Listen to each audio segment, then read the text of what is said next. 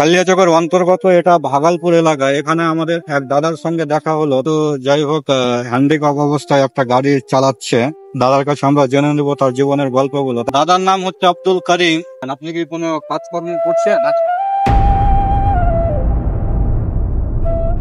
দাদা কিন্তু কোনো কাজকর্মের সঙ্গে জড়িত নেই, যেহেতু পায়ের অবস্থা ঠিক নেই।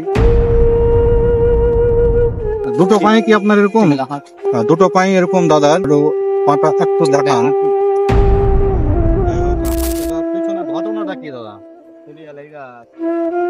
পোলিও পোলিও রোগের জন্য।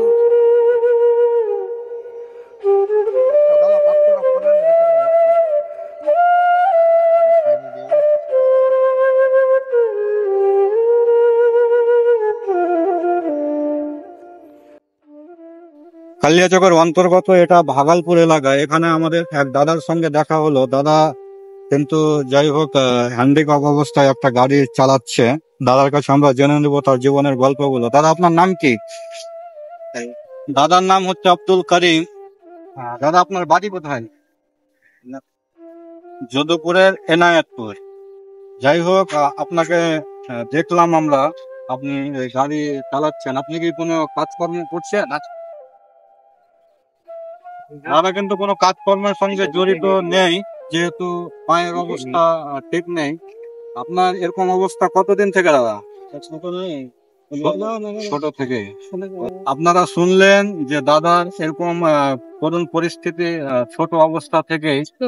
যাই হোক, দাদা কিন্তু এখানে ওখানে গিয়ে সাহায্য চেয়ে নিজের সংসার পরিচালনা করছে। অত্যন্ত দুঃখের খবর এবং খুব করুণ কাহিনী এই দাদার।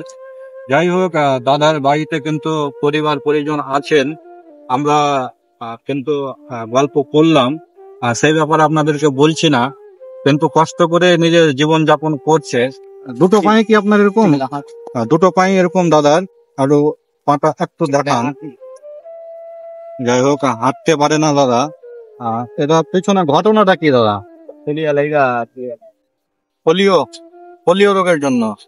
যাই হোক, পোলিও রোগে আক্রান্ত হয়ে তাদের এরকম একটা করুণ পরিস্থিতি হয়েছে। তার জন্য আপনাদের সকলের প্রতি অনুরোধ থাকবে যে আপনারা সকলেই একটু সচেতন হন, আপনারা একটু সজাগ হন। আমাদের এলাকায় যে সমস্ত পোলিও টিকাগুলো দেওয়া হয়, দাদার কথা থেকে মেসেজ পেলেন, সেই টিকাগুলো কিন্তু বাচ্চাদের দিতে হবে, কারণ পোলিও রোগটা কিন্তু একটা ভয়ানক রোগ। যাই হোক, দাদার সময় হয়তো সচেতন ছিল না, টিকা নেয়নি, তার জন্য এরকম একটা অবস্থা হয়ে গেছে। আমরা আমাদের যে পেজ দ্য ইউনিভার্সাল ডায়েরি, সেই পেজের পক্ষ থেকে দাদাকে একটু সাহায্য করার চেষ্টা করবো। দাদাকে একটু ছোট্ট সহযোগিতা। দাদা, বাচ্চারা ফোন রেখে দেবো। আমার আছে অলরেডি না, সাইনি দিয়ে হ্যাঁ, আর সেটা আপনি সামনে এখানে রেখে দেন। এই যে দাদার সামনে রেখে দিলাম, জায়গার একটু অভাব হচ্ছে, ঠিক আছে কিনা? আপনারা সকলেই দাদার জন্য দোয়া করবেন, দাদা যেন নিজের সংসারটাকে ঠিকঠাক ভাবে পরিচালনা করতে পারে। আমরা কিন্তু দাদার অ্যাকাউন্ট নম্বরটা আমরা এই ভিডিওতে কিন্তু আমরা অ্যাটাচ করে দেব। যে যতটুকু পারবেন সামর্থ্য অনুযায়ী কিন্তু সেই অ্যাকাউন্ট নম্বরে আপনাদের সাহায্য পাঠিয়ে দেবেন।